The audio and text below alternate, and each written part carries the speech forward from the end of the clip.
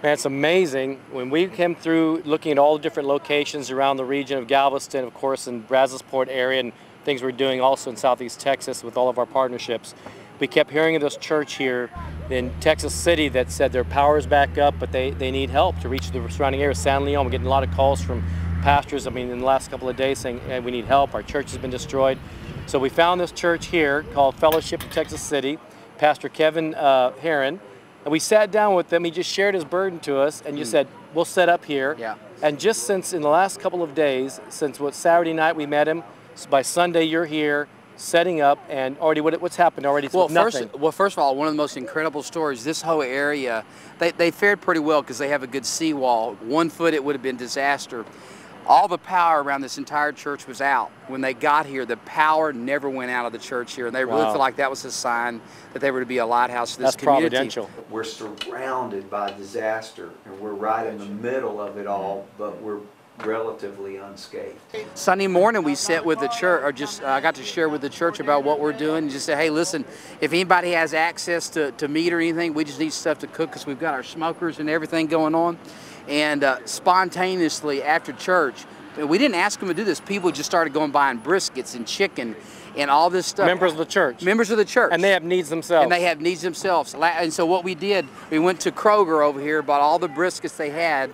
Robert and I started cooking at 5 a.m. in the morning on Sunday because we wanted to send the people out after church Sunday, after we challenged them, basically to receive a revival of compassion. That's good. And we were able to cook 105 meals. That's all we had. And then we had the congregation come around in cars, and we gave them water and we gave them meals, and we said, go find somebody in need. If you look right here, this is HEB from San Antonio, Texas. We had no reefer at all coming in. And this is HEB coming in, and just through one of my neighbors in San Antonio works for HEB. He got us in contact with the disaster relief people, and so HEB is coming and donating, giving us a reefer so that we can begin to receive goods. That's awesome. And so we've seen, and from here we're launching out to the rural areas like San Leon, taking food out to people. Right. We're going into Galveston again here in a few moments to keep taking food there until we get a staging area set up there that it looks like we might have some now. We're just so grateful to God about what's going on around here. We sat for about 5 or 6 days with very little supplies to give people coming by in need. And I just kind of said, Lord, you know, you want me to do this or go home and trim my trees? I went home and trimmed my trees, and the next morning I got to the church, and Doug Stringer and all the guys, Blood and Fire, showed up in my office.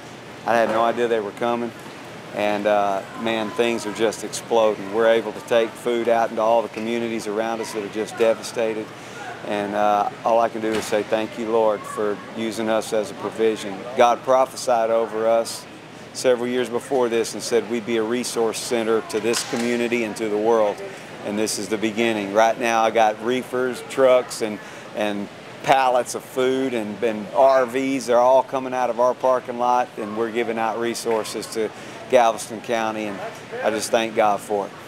Another bit of good news, we just found out today that we have been donated 8 semi-truckloads of building supplies with World Vision. And we needed the money to be able to get the fuel to get it here. And thank God for people, companies here. In fact, I talked to a friend from Administaff. They're going to go ahead and give us some funding to be able to help cover the cost of the fuel to get some of these resources here. We've also got talked to our friends at City Blessing Churches and World Blessing Foundation. They're going to help underwrite a couple of the fuel costs for a couple of trucks. And then we have other organizations all over the country working together to come together, from Bridge City, Texas, to Orange, Texas, to San Leon, to Brazosport, the whole Gulf, Galveston. The body working together really is working together well as we see a message of hope coming, and as Mark said earlier, a compassion revival.